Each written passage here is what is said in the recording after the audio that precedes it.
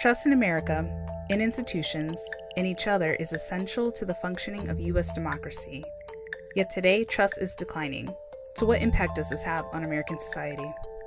In this episode, Ruthik Yelnick and Rakesh Kocher help explain trust in the U.S. economic system and views of income inequality.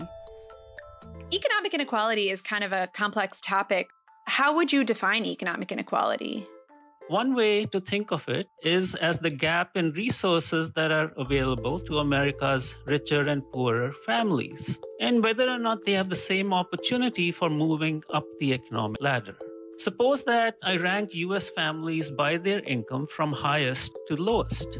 In 2019, the incomes of families who ranked the 10th highest on this list was 13 times as much as the income of families who ranked the 10th lowest. This ratio has also been rising steadily since about 1980.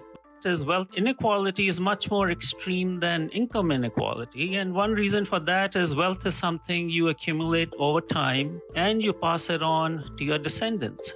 The increase in inequality certainly has not gone unnoticed by many Americans. When we asked about this, most Americans said that there was too much economic inequality in the country. We also had about a quarter of Americans saying there was the right amount of economic inequality in the country.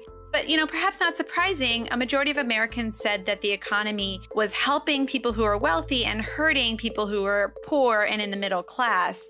And we also had roughly half of Americans saying that the economy was hurting themselves and their families. So it sounds like Americans don't think the economy is working for all. About 7 in 10 Americans said that they think the economic system is unfair and generally favors powerful special interests. And like many things in our lives today, there's a pretty big partisan divide on this question, with Republicans being more likely than Democrats to say that the system is generally fair.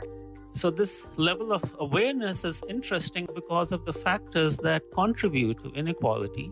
People may not be aware of the role played by, say, globalization or technological change, but there are some ground level realities they seem aware of. For example, do they have good schooling? What is the state of crime in their neighborhood? Access to healthcare? All these things affect economic mobility, and so does discrimination in the labor market.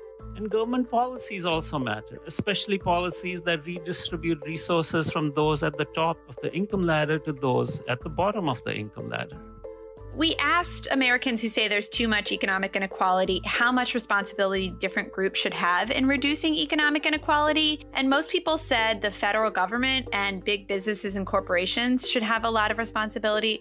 Yes, most of that group says the federal government should have a lot of responsibility in reducing economic inequality, but we also know that trust in the federal government is low.